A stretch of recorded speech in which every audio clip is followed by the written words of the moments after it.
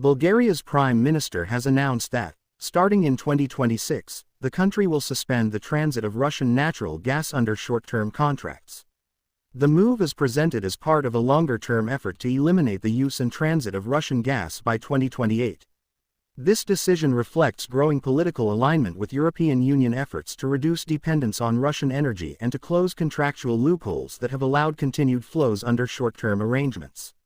At stake is a section of pipeline infrastructure that forms part of the southeastern European transit corridor. For decades, Russian pipeline gas flowed through routes that served Bulgaria and continued on to neighboring Balkan states. Since 2022, the regional energy picture has shifted.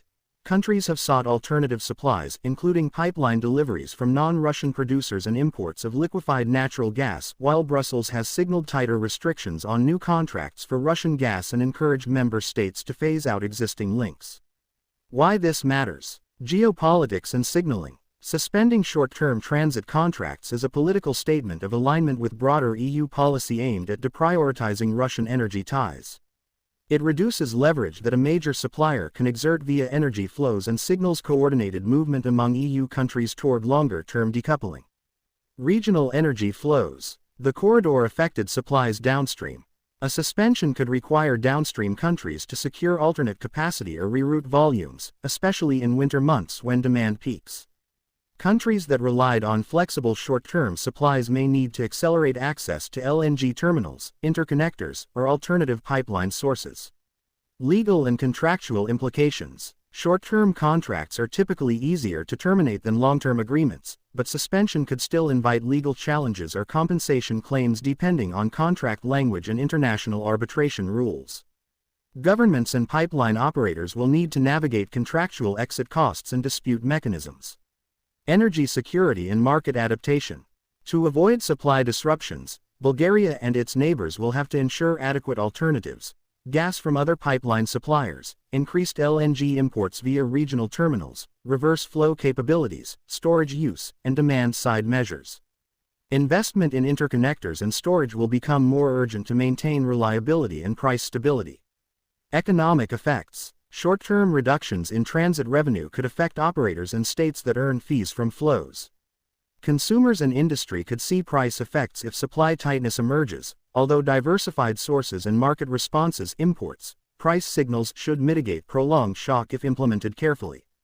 Practical timeline and implementation risks. Announcing a 2026 start gives time to phase adjustments, but timely infrastructure upgrades and supply contracts are required. Risks include slower than expected availability of alternative supplies, political pushback from affected transit partners, and legal disputes delaying full implementation. Policy and market responses to watch. Acceleration of LNG capacity use and new long-term supply agreements with non-Russian producers. Investments in cross-border interconnectors and storage to increase resilience and flexibility. EU legal measures and coordinated rules to prevent circumvention, for example, restrictions on contract rerouting or hub-to-hub workarounds.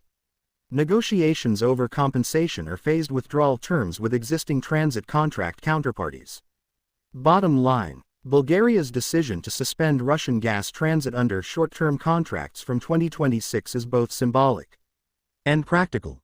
Symbolic in its alignment with EU strategic objectives, and practical in forcing a regional shift toward diversified supplies and infrastructure upgrades. Its success will depend on careful coordination with neighboring states, rapid deployment of alternative supply routes, particularly LNG and interconnectors, and clear legal pathways to manage contractual fallout. If managed well, the move could strengthen long-term energy security and reduce geopolitical vulnerability. If mismanaged, it could introduce near-term market strain and legal disputes.